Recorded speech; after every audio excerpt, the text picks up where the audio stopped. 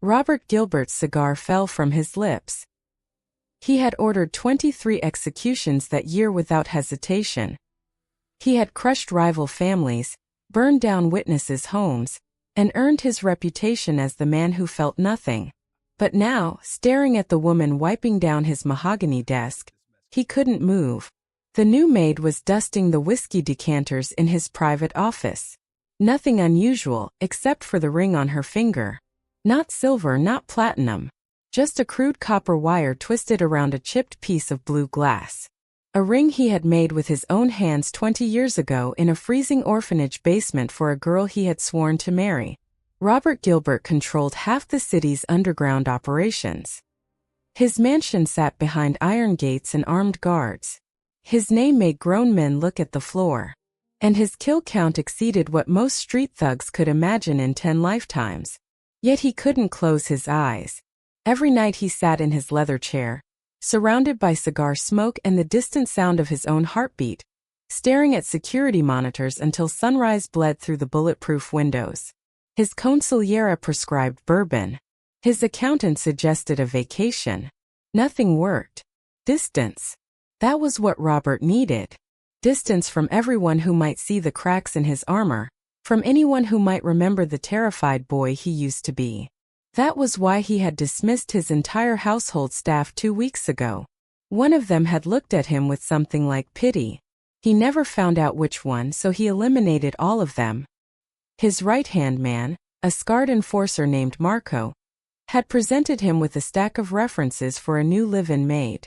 "I need someone who doesn't breathe," Robert had said, not looking up from the ledger of debts owed.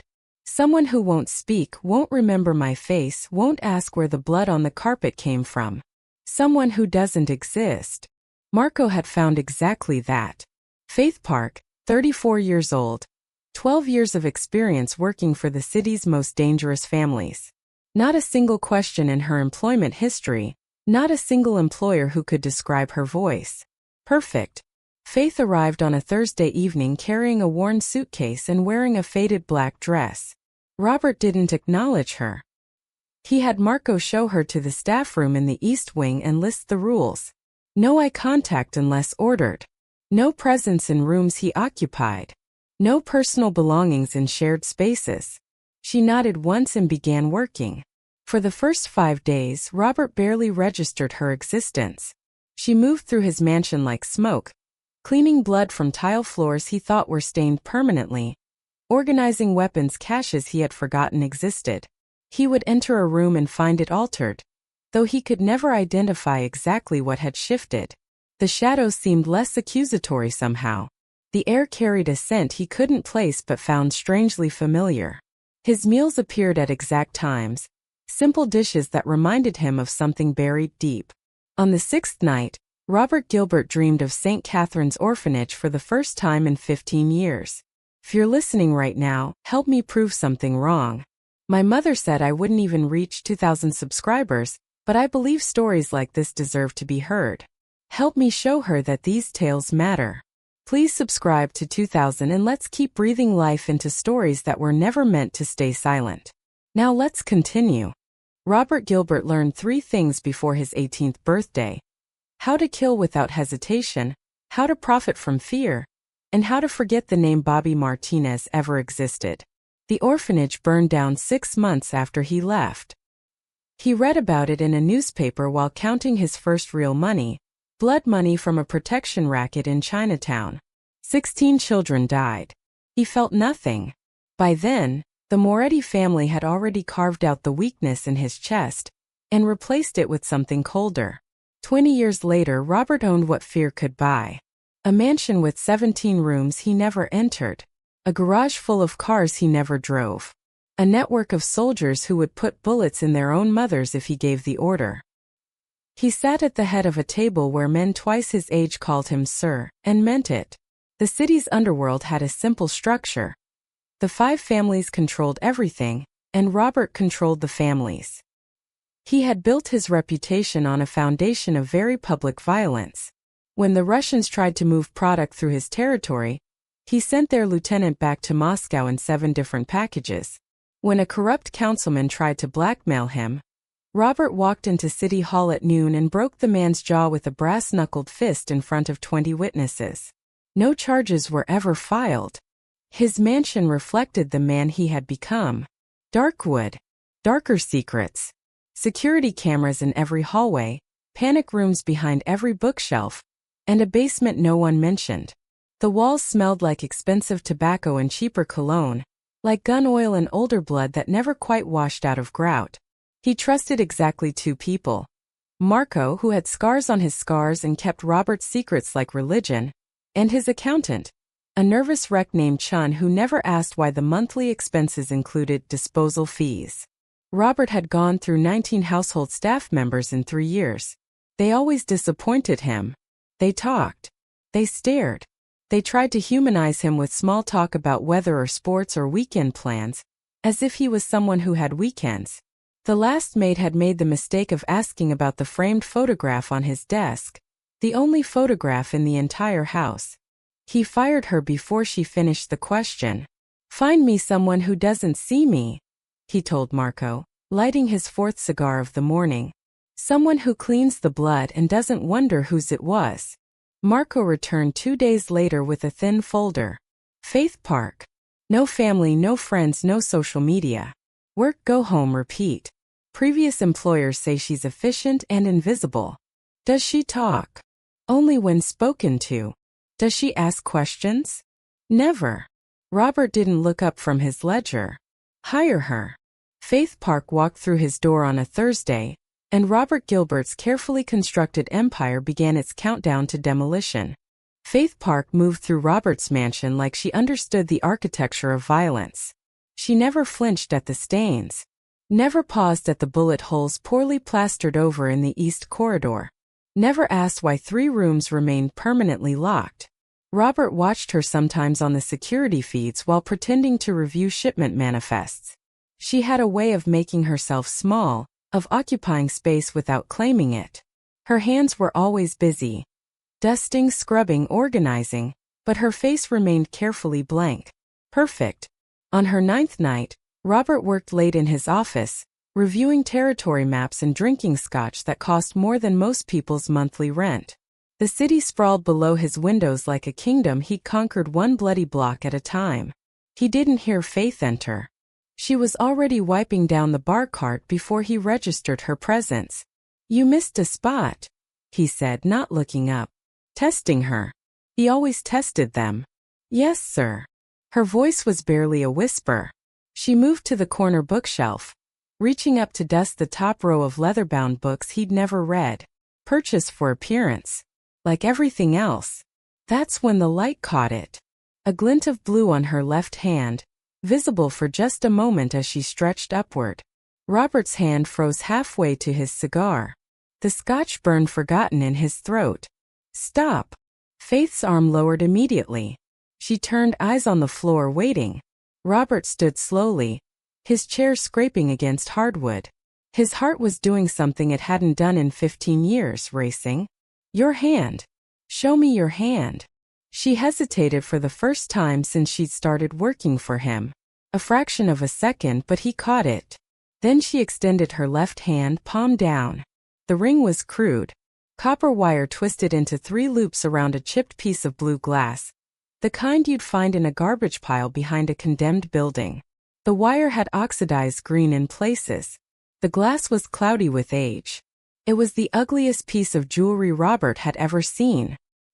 He had made it himself in the basement of St. Catherine's orphanage on a February night so cold their breath turned to fog indoors.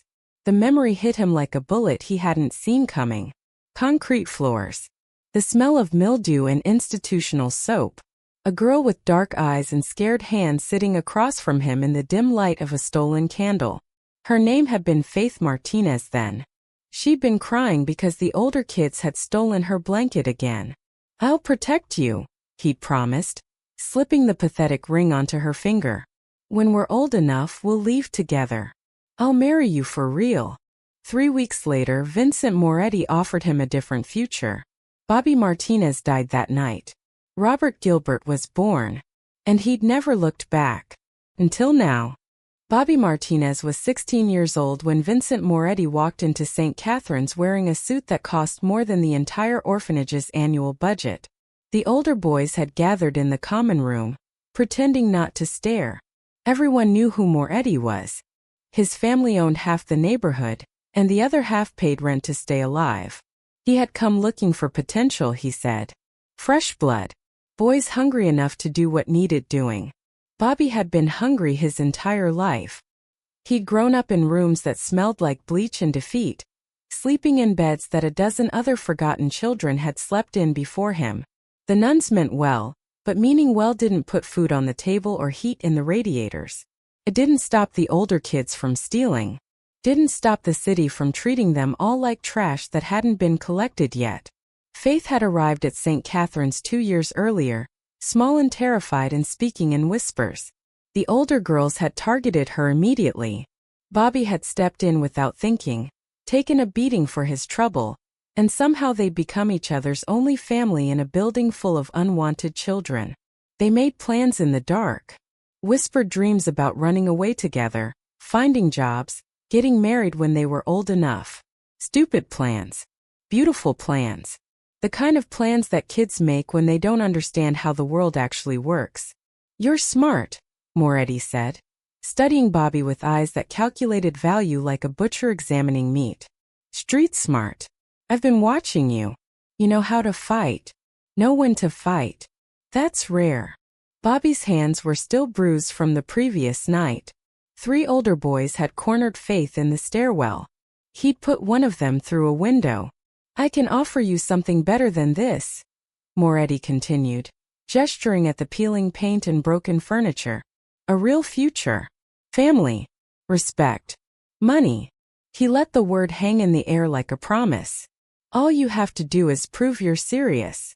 The test was simple. A rival gang member had been stealing from Moretti territory. Bobby would deliver a message. Just a message. A baseball bat in a dark alley and a man who wouldn't be walking straight for months. Bobby looked at his hands. Looked at Faith sitting in the corner, wearing the ring he'd made from garbage because he couldn't afford anything real. She smiled at him, trusting, loving, waiting for him to turn 18 so they could leave together. He thought about cold nights and empty stomachs and a future that looked exactly like the past.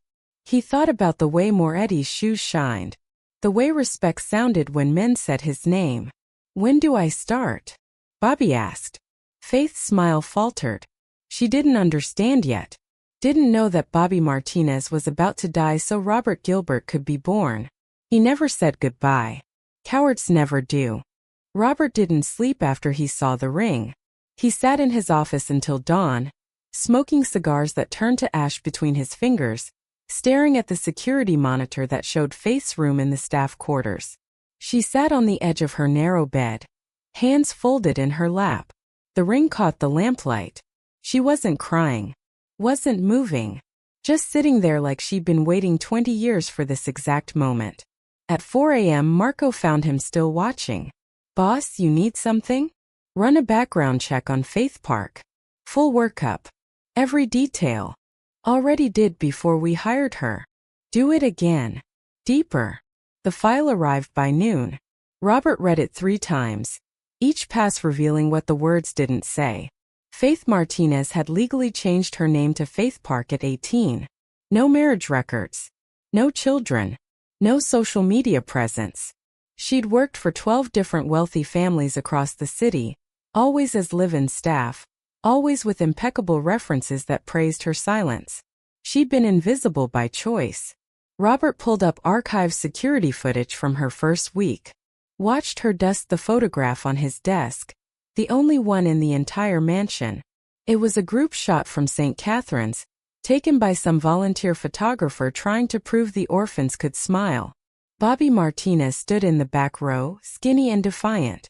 Faith Martinez sat in the front, small hands folded, looking at something outside the frame. In the footage, Faith's fingers had lingered on the glass for 3 seconds. She traced the edge of the frame, then continued cleaning as if her heart hadn't just shattered in her chest. Robert switched cameras, watched her in the kitchen, preparing his meals with the same careful efficiency she brought to everything. Watched her choose ingredients he'd loved as a child, simple things he'd never told anyone he preferred. Cinnamon in the coffee, bread toasted dark, eggs scrambled with black pepper, never salt. She remembered. 20 years later, she still remembered how Bobby Martinez took his breakfast. He cycled through a week of footage. Faith never broke character, never slipped. But in the empty moments when she thought no one was watching, her hand would drift to the ring. She'd turn it slowly, the copper wire catching light, and her face would do something that looked like mourning. She'd kept the ring, kept his memory, kept herself available, moving through the city's wealthy homes like a ghost searching for someone who'd stopped existing. Robert had built an empire on the grave of Bobby Martinez. He'd killed that soft, dreaming boy and replaced him with steel and violence. He'd erased every weakness, every attachment, every promise that could be used against him. But Faith had never stopped loving a dead boy. And somehow that was the most terrifying thing Robert Gilbert had ever encountered. Robert found the blue glass bottle in a storage unit he'd forgotten he owned. It wasn't the same bottle, that one had been destroyed decades ago, but it was close enough. Same shade of cobalt. Same way the light fractured through the glass like broken promises. He smashed it himself in the basement at 3 a.m., then selected a single shard. Sharp edges. Deliberate cruelty. He placed it on the kitchen counter next to the coffee maker where Faith would find it during her morning routine. Then he went to his office and watched. Faith entered the kitchen at exactly 6 a.m. like always. She moved with mechanical precision, filling the kettle, wiping down surfaces, preparing his breakfast. Her hand reached for the coffee grounds and froze. The shard sat there like an accusation. Robert leaned forward, cigar forgotten in the ashtray. The camera angle wasn't perfect, but he could see enough. Faith's hand trembled as she reached for the glass. She picked it up carefully, holding it to the light. For 10 seconds she didn't breathe. Then her legs gave out. She didn't fall dramatically, just sank slowly to the floor, back against the cabinet, still holding the blue glass like it was something holy. Her other hand covered her mouth. Her shoulders shook. Robert's chest tightened. He told himself it was satisfying. Confirmation. He'd needed to know if she remembered. If the ring wasn't just some sentimental trinket she'd kept out of habit. Now he knew. But watching her cry felt like swallowing glass himself. Faith stayed on that floor for 4 minutes. Robert timed it. She pressed the shard against her chest, over her heart, and rocked slightly. Her lips moved, words the camera couldn't capture. Prayers maybe. Or curses. Or a name she'd spent 20 years trying to forget. Finally she stood. Wiped her face with her apron. Placed the glass shard carefully in her pocket like it was made of diamonds. Then she finished making his coffee with shaking hands that steadied themselves through sheer force of will. When she brought his breakfast to the office 20 minutes later, her eyes were dry. Her face was blank. The perfect invisible servant. "Your coffee, sir."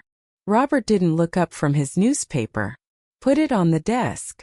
She set the cup down precisely where she always did. Started to leave. "The kitchen was a mess this morning," he said, voice deliberately cold. "I expect better." A pause. The smallest hitch in her breathing. "Yes, sir. My apologies." She left without another word. Robert pulled up the footage again. Watched her break on his kitchen floor on repeat. Watched her gather herself. Watched her become invisible again because that's what survival looked like in his world. The blue glass shard sat in her pocket. And Robert Gilbert realized he wasn't testing her anymore. He was torturing her. The distinction felt important, though he couldn't say why. The summit of the 5 families happened twice a year in the grand ballroom of Robert's mansion. 23 of the city's most dangerous men gathered around a table where territory was negotiated and blood debts were settled. Wives and mistresses were forbidden. Weapons were checked at the door, though everyone kept at least one knife hidden. Robert had hosted 17 of these summits. They always ended with someone leaving in an ambulance or a body bag. "I want Faith serving tonight," Robert told Marco 3 days before the meeting. Marco's scarred face registered surprise. Boss, we always use the catering company. Neutral ground. No one trusts. I want Faith. The silence stretched. Marco knew better than to ask why. She'll be a target. These men, they'll see weakness. They'll see you keeping a woman close and they'll think. Let them think whatever they want. Robert lit a cigar, smoke curling toward the ceiling. Just make sure she understands the rules. Keep her head down.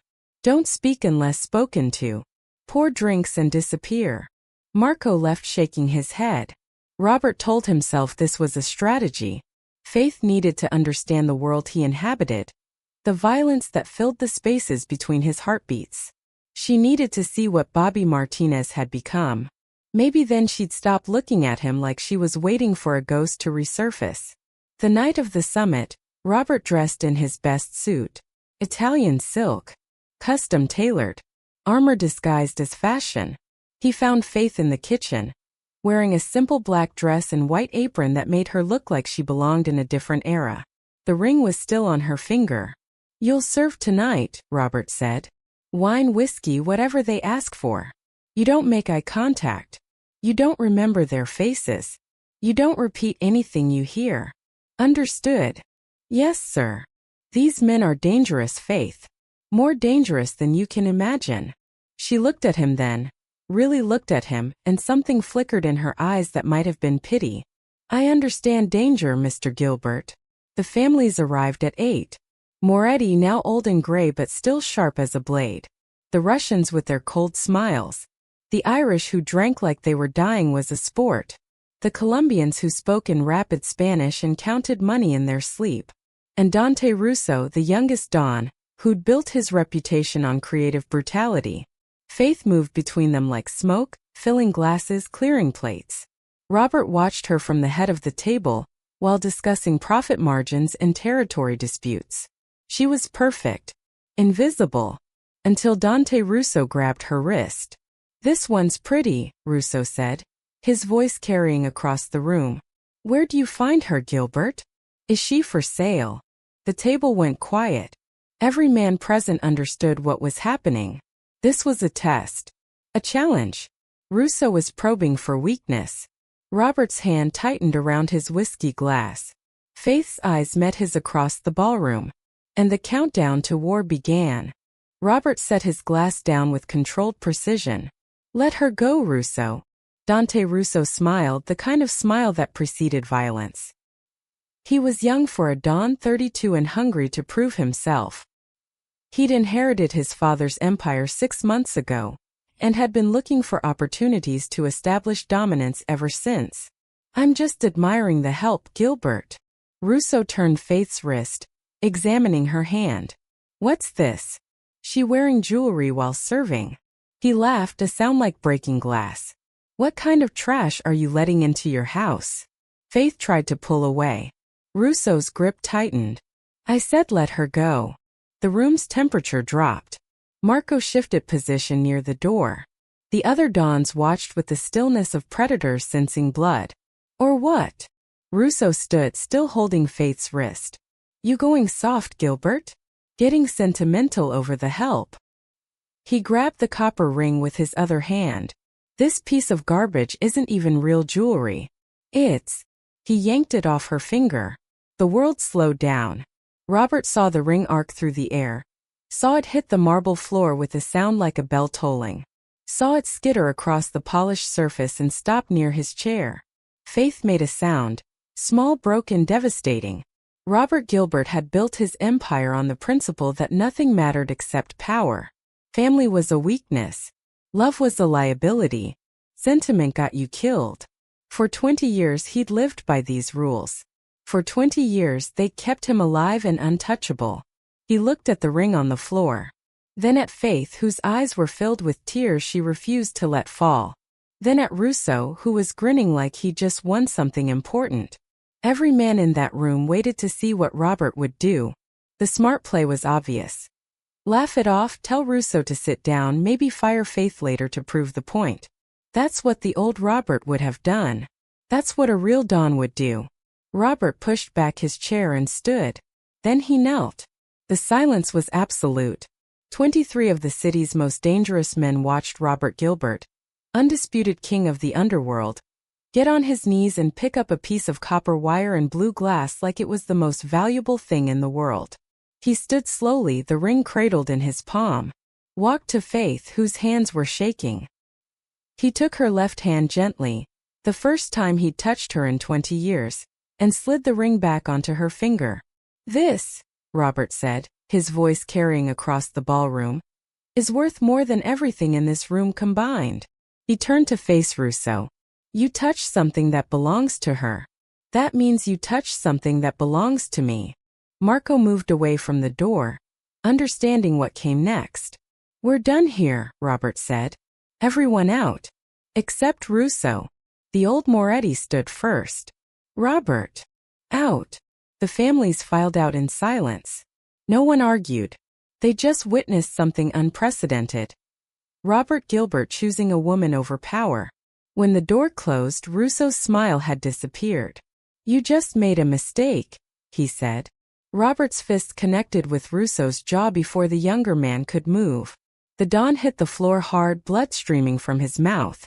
"No," Robert said, standing over him. "I made a mistake 20 years ago. Tonight I'm fixing it." He nodded to Marco. "Get him out of my house. Spread the word. Anyone who touches Faith Park answers to me personally." Marco dragged Russo toward the door. The young Don spat blood and promises of retaliation. Robert didn't care. He just declared war on the entire underworld for a woman wearing a copper ring. Faith stood frozen in the center of the ballroom, tears finally spilling down her cheeks. Robert looked at her and saw everything he tried to kill. Hope, love, the possibility of redemption. "I'm sorry," he said. 2 words that had never left his mouth in 2 decades. Faith touched the ring on her finger. Then she ran. Robert found her room empty at dawn. The bed was made with hospital corners. The closet held nothing but wire hangers. The small bathroom had been scrubbed clean, every trace of her presence erased like she'd never existed at all. Only the letter remained, placed carefully on the pillow. Robert's hand shook as he picked it up. He couldn't remember the last time his hands had shaken. The envelope was plain white, his name written in careful script across the front. He sat on the edge of her bed and opened it. "Dear Robert, you knelt for me tonight. In front of the 5 families, in front of everyone who could destroy you, you knelt to pick up a ring made of garbage and broken promises. I need you to understand something. I didn't come here for revenge. I didn't come here to make you feel guilty or to cash in on old debts. I came here because I spent 20 years wondering if the boy I loved had survived inside the man you became. The night you left St. Catherine's, I waited in our usual spot in the basement for 3 hours. I knew you weren't coming, but I waited anyway. That's what love does. It waits long past the point of reason. I kept the ring because it was the only proof I had that Bobby Martinez existed. That he promised me something real in a world that had given us nothing. I changed my name because Faith Martinez was a girl who believed in fairy tales. Faith Park learned to survive in the real world. For 20 years I worked in houses like yours. Rich men. Powerful men. Men who thought they were untouchable. I was looking for you in every one of them, and I never found even a trace. Until 3 weeks ago when I saw your photograph in the newspaper and recognized something in your eyes. So I came. I applied for the job knowing exactly who you were. I wore the ring every day waiting to see if you'd notice. Waiting to see if any part of Bobby still existed. Tonight you answered my question. But Robert, I can't stay in your world. I've seen what it does to people. I've cleaned the blood off your floors. I've watched you on those security cameras, sitting alone at 3 a.m., surrounded by everything you fought for and nothing that makes you happy. You knelt for me and that was beautiful.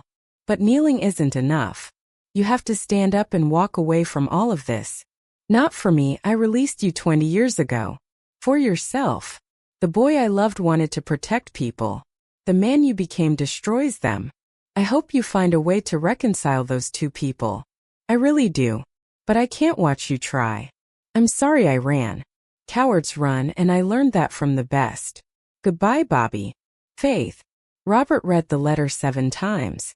Then he walked to his office, poured gasoline on 20 years of ledgers and evidence, and struck a match. Marco found him 2 hours later, standing in front of the burning files, watching his empire turn to ash. "Boss, what are you doing?" Robert dropped the letter into the flames. "Finding someone," he said. Robert Gilbert called a meeting of the 5 families for the last time on a Tuesday morning. The same men who'd watched him kneel 3 days earlier gathered in his ballroom wearing confusion like ill-fitting suits. "I'm out," Robert said without preamble. Moretti, the old lion, leaned forward. "Out of what exactly?" "All of it. The territory. The operations. The family." Robert placed his gun on the table, a Beretta he'd carried for 15 years. "Divide my assets however you want. I don't care." The room erupted. Voices overlapping, accusations of weakness, threats thinly veiled as concerns. Dante Russo, his jaw still bruised, smiled like Christmas had come early. "This is about the Maid," Russo said. "You're walking away from an empire for some woman wearing trash jewelry." Robert looked at him with eyes that had gone cold one final time. "Say another word about her, and you'll be the last person I kill before I leave." Russo shut his mouth. Marco stepped forward. "Boss, you can't just." "I can. I am." Robert stood. 20 years ago, I chose this life because I was hungry and scared and stupid. I thought power would fill whatever was broken inside me. It didn't. It just made the emptiness sharper. He walked toward the door. "I'm done filling graves. I'm done pretending I don't remember who I used to be. Any of you want to come after me, you know where to find me. But I won't be armed and I won't fight back. So you'll have to live with that." No one followed him out. Robert spent 2 weeks searching. He liquidated accounts, sold properties, erased his criminal footprint one transaction at a time. He tracked Faith through old employment records, talked to former employers, followed breadcrumbs she'd left like a trail only he could see. He found her in a small apartment across the river, working at a diner that smelled like coffee and second chances. She saw him through the window before he entered, frozen with a pot of coffee in her hand, looking at him the way you'd look at a ghost who'd learned to walk in daylight. Robert sat at the counter.